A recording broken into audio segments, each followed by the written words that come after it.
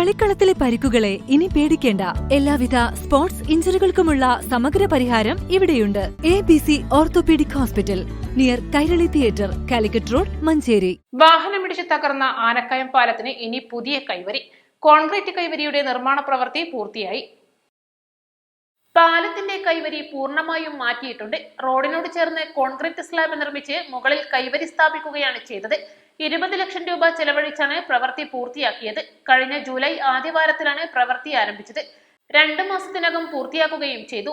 മാര്യാടുള്ള മുഹമ്മദ് കൈനിക്കര എന്ന കരാറുകാരനാണ് പ്രവൃത്തി ടെൻഡർ എടുത്തത്. 4 മാസം മുൻപാണ് പാലത്തിന്റെ കൈവരി മണ്ണുമാന്തി യന്ത്രം ഇടിച്ച് തകർന്നത്. അപകടത്തിന് ശേഷം താൽക്കാലിക വിപ്പുകൾ സ്ഥാപിച്ചും ചുറ്റും റിബൺ കെട്ടുകയും ചെയ്തിരുന്നു. പിന്നീട് ലോറി ജഡ്ജിയുടെ കാറുമായി കൂട്ടിയിടിച്ച് അപകടമുണ്ടാവുകയും ഗതാഗതം തടസ്സപ്പെടുകയും ചെയ്തു. ഒരാഴ്ചയ്ക്ക് ശേഷം റോഡിലേക്ക് തള്ളി നിന്ന വീപ്പയിൽ തട്ടാതിരിക്കാൻ വെട്ടിച്ച ബൈക്കും മറ്റൊരു ബൈക്കും കൂട്ടിയിടിച്ച് വള്ളിക്കപ്പറ്റ കാഞ്ഞമണ്ണ സ്വദേശി അഹമ്മദ് റിഷാബ് മരിച്ചിരുന്നു. ഇതോടെ നാട്ടുകാരുടെ പ്രതിഷേധം ശക്തമായി. കൈവരി തകർന്നത് വാഹനങ്ങൾക്ക് നിരന്തരം ഭീഷണി സൃഷ്ടിച്ചിരുന്നു. 5 മീറ്ററോളം നീളത്തിലാണ് കൈവരികൾ തകർന്നിരുന്നത്. കാലപ്പഴക്കം കാരണം പാലത്തിന്റെ മറുഭാഗങ്ങളിലെ കൈവരിയുടെ ചില ഭാഗങ്ങളും തകർന്നിരുന്നു.